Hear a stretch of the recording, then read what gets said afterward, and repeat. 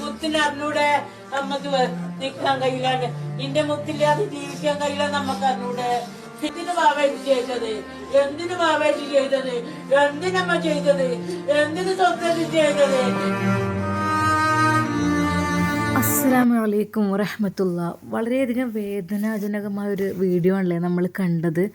അതായത് ഇന്നലെ മരണപ്പെട്ട ദീപക് എന്ന പേരുള്ളൊരു യുവാവിൻ്റെ അമ്മയും അച്ഛനും കരയുന്ന ദയനീയ രംഗമാണ് നമ്മൾ കണ്ടത്. കാരണം അവരെ നോക്കിയിരുന്ന ആ കുടുംബം പുലർത്തിയിരുന്ന ആ മനുഷ്യൻ ഒരു നിമിഷത്തെ മനോവിഷമം കൊണ്ട്, അതായത് എല്ലാവരുടെയും മുമ്പിലും താൻ അപമാനിക്കപ്പെട്ടിരുന്നു എന്ന് അറിഞ്ഞ നിമിഷം അദ്ദേഹം ഒരു കടുങ്കൈ ചെയ്യുകയാണ്. എന്നാൽ ആ അമ്മക്കും അച്ഛനും ഉണ്ടായ ഏക മകനായിരുന്നു എന്നാണ് അറിയാൻ കഴിഞ്ഞത്. അവരെ നോക്കേണ്ട ആളായിരുന്നു. ബസ്സിൽ ലൈംഗിക അതിക്രമമെന്ന് ആരോപണം വീഡിയോ പ്രചരിച്ചതിന് പിന്നാലെ ജീവനൊടുക്കിയതായിരുന്നു ആ യുവാവ്. എന്താ ചെയ്യുക, ഒരു കുടുംബത്തിൻ്റെ ഒരു അത്താണി തന്നെ നഷ്ടപ്പെട്ടു എന്ന് പറയാം അല്ലേ. ഇനിയിപ്പോൾ അങ്ങനെ എന്തെങ്കിലും പറ്റിപ്പോയിക്കണമെങ്കിൽ നേരിട്ട് പ്രതികരിച്ച് അതിനുള്ള വഴികൾ ഒരുക്കാമായിരുന്നു. പക്ഷേ അതൊന്നും ചെയ്യാതെ നേരെ സോഷ്യൽ മീഡിയയിൽ പോസ്റ്റ് ചെയ്തിട്ട് അതുകൊണ്ട് എന്ത് കിട്ടി? എല്ലാവരും എതിർത്ത് തന്നെയാണ് അവൾ സംസാരിക്കുന്നത്. എന്തൊക്കെ തന്നെയാലും വല്ലാത്ത വിഷമകരമായൊരു വാർത്തയായിപ്പോയി. ആ ഒരു അമ്മക്കും അച്ഛനൊക്കെ ഉണ്ടായിരുന്ന ആ മകന്, ആശ്രയമായിരുന്ന ആ മകന് മനം നൊന്ത് ആത്മഹത്യ ചെയ്തു എന്ന് തന്നെ പറയാം. എന്നാൽ വീഡിയോ പ്രചരിപ്പിച്ച യുവതിക്കെതിരെ യുവാവിൻ്റെ ബന്ധുക്കൾ അസ്വാഭാവിക മരണത്തിന് കേസെടുത്തിട്ടുണ്ട്. പ്രതികരിക്കുന്നതിന് പകരം സോഷ്യൽ മീഡിയയിൽ പോസ്റ്റ് ചെയ്തു. അതാണ് ഉണ്ടായത്.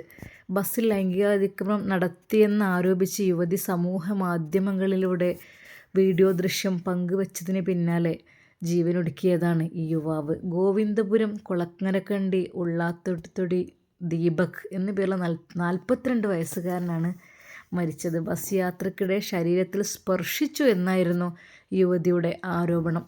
ബസ്സിൽ യുവതി ചിത്രീകരിച്ച വീഡിയോ സമൂഹ മാധ്യമങ്ങളിൽ പങ്കുവെക്കുകയും പിന്നീട് വ്യാപകമായി പ്രചരിക്കുകയും ചെയ്തിരുന്നു. 20 ലക്ഷത്തിലേറെ പേര് വീഡിയോ കാണുകയും നിരവധി പേര് അത് കമൻറ്റ് ചെയ്യുകയും അതുപോലെ അത് പങ്കുവെക്കുകയും ഷെയർ ചെയ്യുകയൊക്കെ ചെയ്തതോടെ യുവതിയെ അനുകൂലിച്ചും പ്രതികൂലിച്ചും പലരും രംഗത്തെത്തി.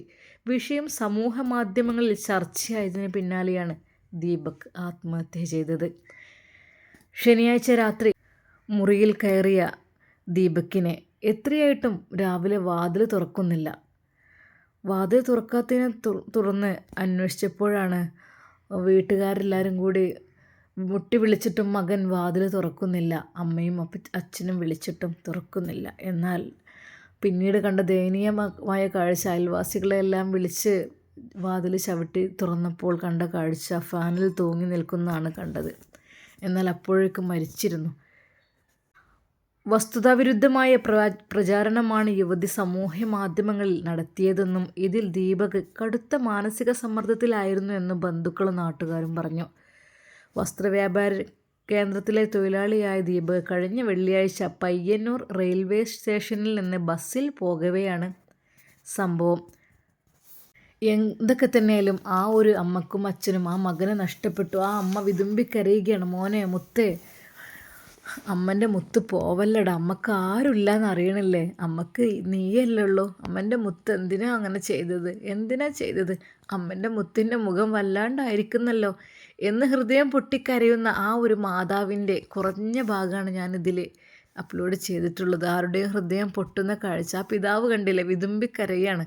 അവർക്ക് ഏക ആശ്രയമായിരുന്ന അവരുടെ മോന് അങ്ങനെ അത്രക്കൊരു മാനം നഷ്ടപ്പെടുന്ന സംഭവമാണ് അതൊക്കെ സമൂഹ മാധ്യമങ്ങളിൽ ആളുകൾ അറിയിച്ചിട്ട് എന്ത് കാര്യം കിട്ടാൻ. അതിനേക്കാളും നല്ല നേരിട്ട് പ്രതികരിച്ചാൽ അതപ്പം തീർന്നിരുന്നു. പക്ഷേ ഒരു ജീവനാണ് നഷ്ടപ്പെട്ടത് അല്ലേ. ആ വൃദ്ധരായ അമ്മക്കും അച്ഛനക്കൊക്കെ ഇനി ആരാളുള്ളത്? ആ മകൻ നഷ്ടപ്പെട്ടു പോയി. ആ ഒരു അമ്മയുടെയും അച്ഛൻ്റെയും ഒരു കണ്ണീര് മതി എന്തെങ്കിലും അവൾക്ക് പറ്റാൻ തന്നെ. ഒരിക്കലും ഇങ്ങനെ ചെയ്തത് ശരിയായിട്ടില്ല. അത് ആരും ഇതിനെ അനുകൂലിച്ച് രംഗത്ത് വരുന്നില്ല എന്നാണ്. കാരണം എല്ലാവർക്കും സങ്കടമുള്ളൊരു സംഭവമാണ്. ഇങ്ങനെ ഒരിക്കലും ചെയ്യുന്നത് ശരിയല്ല. ഇന്നൊക്കെ ഫുൾ ന്യൂസുകൾ മുഴുവൻ അതിനെക്കുറിച്ച് മാത്രമാണ്. ഇപ്പം ചുരുക്കി പറഞ്ഞ ആണുങ്ങൾക്ക് വരെ ബസ്സിൽ കയറുന്നത് അല്ലെങ്കിൽ പൊതു പരിപാടിയിൽ പൊതു സ്ഥലങ്ങളിൽ ഇങ്ങനെ പെണ്ണുങ്ങൾ വരുന്ന സ്ഥലത്ത് വരാൻ തന്നെ പേടിയായിരുന്ന രീതിയിലാണ്. കാരണം അറിയാതൊക്കെ തട്ടിപ്പോയാൽ അറിയാതെ വീഡിയോ എടുത്തത് എന്താ പറയുക സോഷ്യൽ മീഡിയയിലിട്ട് വൈറലാക്കി ആളുകൾ ഷെയർ ചെയ്ത് പോവും. അങ്ങനെ അതിങ്ങോട്ട് അത്രക്കും മാനസിക സമ്മർദ്ദം അനുഭവിച്ചിട്ടാണ് അദ്ദേഹം അത് ചെയ്തത്. ഇപ്പോൾ ചുരുക്കി പറഞ്ഞ ആണുങ്ങൾക്കും തന്നെ വല്ലാത്തൊരു പേടിയുള്ള കാലമായി പോയി. കാരണം സ്ത്രീകൾക്ക് എന്തും ചെയ്യാം, എന്തും പറഞ്ഞുണ്ടാക്കാം എന്നുള്ള ഒരു ധൈര്യം ആണ് കുറേയൊക്കെ ഇതിന് കാരണം ഇതിൽ ജീവൻ നഷ്ടപ്പെടുന്ന നിരപരാധികളായ ആളുകളുടേതാണ്. അവർ മനം നൊന്ത് ആത്മഹത്യ ചെയ്യുന്ന ഒരവസ്ഥയാണ്. ഒരു ലൈക്കിനും ഒരു ഷെയറിനും വേണ്ടി ആളുകളുടെ ജീവിതം വെച്ചും കളിക്കാമെന്ന അഹങ്കാരത്തിന് ഇന്ന് ഒരു ഇര കൂടി ഉണ്ടായിരിക്കുന്നു. കഴിഞ്ഞ ദിവസം ഈ ആക്രമണത്തിനിരയായ കോഴിക്കോട് ഗോവിന്ദപുരം സ്വദേശി ദീപക് ഇന്ന് നമ്മോടൊപ്പമില്ല. ചെയ്യാത്ത തെറ്റിന് ലോകം മുഴുവൻ തന്നെ നോക്കി ലൈംഗിക അതിക്രമി എന്ന് വിളിച്ചപ്പോൾ ആ അപമാനം താങ്ങാനാവാതെ അയാൾ സ്വന്തം വീട്ടിൽ തൂങ്ങി മരിക്കുകയായിരുന്നു. ഒരു വസ്ത്രശാലയിലെ സെയിൽസ് മാനേജർ, ജോലിയുടെ ഭാഗമായി യാത്ര ചെയ്യുന്ന വെറുമൊരു സാധാരണക്കാരൻ, മാതാപിതാക്കൾക്ക് ഏക ആശ്രയമായ ഒരാൾ, ഒരു ക്യൂ തെറ്റിക്കാൻ പോലും മടിക്കുന്ന മാന്യമായി ജീവിക്കുന്ന മനുഷ്യൻ. പോലീസിൻ്റെ രേഖകളിൽ ഇന്ന് വരെ അയാൾക്കെതിരെ ഒരു പെറ്റി കേസ് പോലുമില്ല.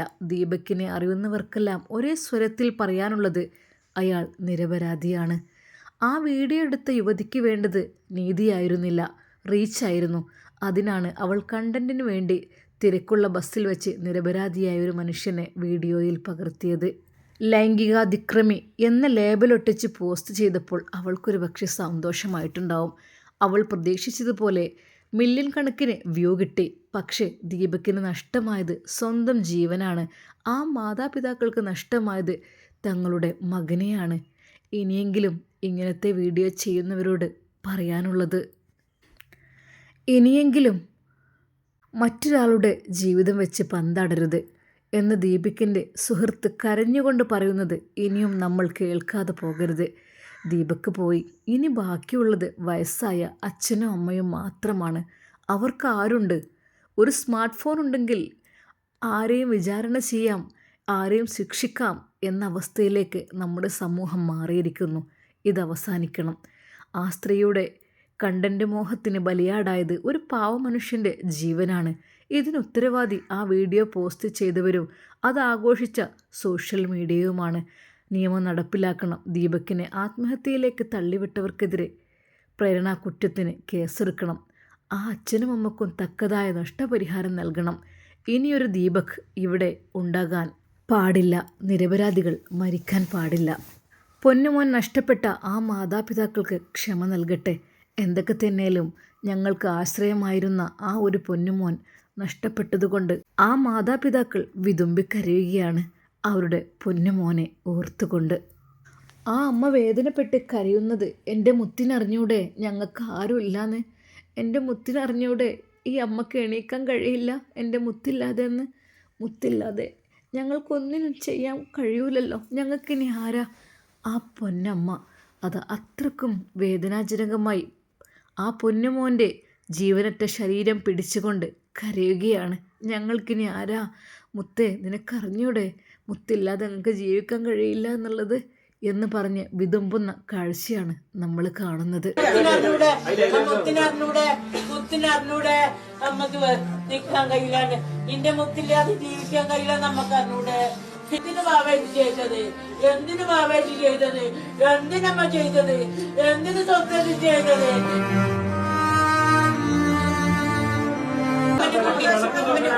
അമ്മനെ കുട്ടി